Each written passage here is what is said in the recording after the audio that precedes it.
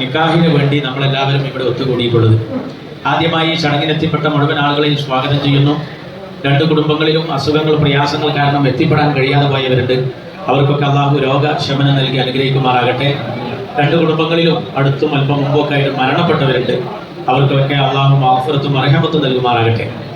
രണ്ട് കുടുംബങ്ങളിൽ രണ്ട് മാതാക്കളുടെ മുലപ്പാലിൻ്റെ രുചി അറിഞ്ഞ് രണ്ട് മുറ്റത്ത് കളിച്ചു വളർന്ന് രണ്ട് DNA-യിൽ രണ്ട് സാഹചര്യങ്ങളായി ജനിച്ച മക്കൾ ഇന്ന് ഈ വിവാഹത്തോടു കൂടി ഒന്നാവുകയാണ്.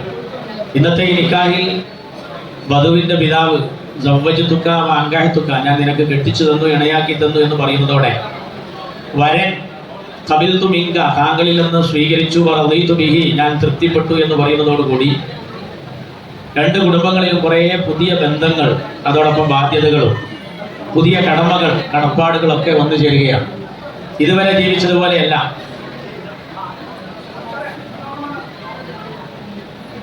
ഇതുവരെ ജീവിച്ച സാഹചര്യം പോലെയല്ല പുതിയ ജീവിതത്തിലേക്ക് കടന്നെടുക്കുന്ന മക്കൾ. ഇത്തരത്തിലുള്ള ചടങ്ങിൽ ആത്യന്തികമായി മനസ്സിലാക്കേണ്ടത്, പൊതുവേ ഒരു വിശ്വാസി സമൂഹമായ നമ്മൾ പാരത്രിക മോക്ഷമാണ് നമ്മുടെ ലക്ഷ്യം, ആഖിറത്തിൽ വിജയം. അള്ളാഹു തൗഫീഖ് നൽകുമാറാകട്ടെ. അതിനുള്ള പാസ്പോർട്ടാണ് മക്കളെ ഈമാൻ. ഈ ഈമാൻ വിവാഹവുമായി കെട്ടുപിണഞ്ഞ് കിടക്കുന്ന ഒരു ഹദീസുണ്ട്. മുത്ത് നബി സല്ലല്ലാഹു അലൈഹി വസല്ലം പറയുന്നു, ഇന്ന മിൻ അക്മലിൽ മുഅ്മിനീന ഈമാനൻ, മുഅ്മിനീങ്ങളിൽ ഈമാൻ പരിപൂർണമായ കൂട്ടര്, ടോപ്പിലെത്തിയ ഈമാൻ ആരുടെ ഈമാന? അഹ്സനുഹും ഖുലുഖൻ, അവർ സ്വഭാവം കൊണ്ട് നല്ലവരാണ്. അത് മാത്രം പോരാ, അവർ ഫാമിലിയിൽ കുടുംബത്തിൽ ലുതുഫായി സോഫ്റ്റായി മൃദുലമായി പെരുമാറുന്നവരുമാണ്. തൻ്റെ ഇണയോടുള്ള മോശമായ പെരുമാറ്റം അല്ല എങ്കിൽ വരന്റെ ഈമാൻ പോയി പോവുകയാണ്. അത് നമ്മൾ മൊത്തത്തിൽ അങ്ങനെ തന്നെ. നമ്മുടെ കുടുംബിനിയോട് നമ്മുടെ പെരുമാറ്റം മോശമായാൽ നാട്ടുകാർ നല്ലതെന്ന് പറഞ്ഞിട്ട് കാര്യമില്ല.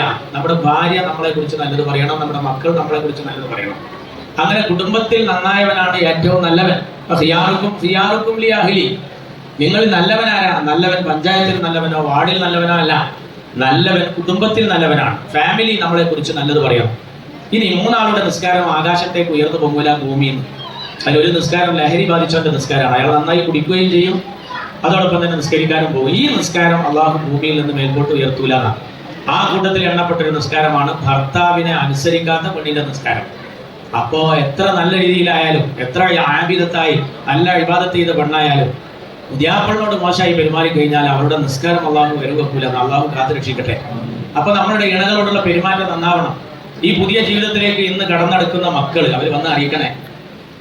ഈ പുതിയ ജീവിതത്തിലേക്ക് കടന്നെടുക്കുന്ന മക്കള് ഇന്ന് ആത്യന്തികമായി ഓർക്കേണ്ടത് ഖാലിഖായ റബ്ബിനെ തന്നെയാണ്. കാരണം ഒരുപാട് യുവാക്കളാണ് ഇതുപോലെയുള്ള ദാമ്പത്യ ജീവിതം കരഗതമാവാതെ കാലയവനികൾക്കുള്ളിൽ മറഞ്ഞു പോകുന്നത്. അള്ളാഹുവിന്റെ ഉത്തരം നൽകിയിട്ട് അവരപേക്ഷിച്ച് ഇന്നത്തെ ദമ്പതികൾ ഭാഗ്യവാന്മാരാണ്. അവർക്ക് അള്ളാഹു അവസരം കൊടുത്തിരിക്കും. ഒന്നോ എത്തി. ഓക്കെ, എന്നാൽ നിക്കാഹിലേക്ക് കടക്കാം.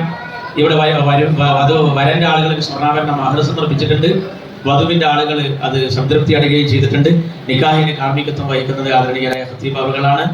ഈ രണ്ട് കുടുംബങ്ങൾക്ക് വേണ്ടി പ്രാർത്ഥിക്കുക. ഇതിനുശേഷമുള്ള വലീമത്ത് ഈ ഓഡിറ്റോറിയത്തിൽ തന്നെ ഒരുക്കിയിട്ടുണ്ട്. എല്ലാവരും ഭക്ഷണം കഴിക്കണം, കുടുംബത്തിന് വേണ്ടി പ്രാർത്ഥിക്കണം. അള്ളാഹു ഖൈറും ബറക്കത്തും ചൊരിയുമാറാകട്ടെ. അസ്സലാമു അലൈക്കും.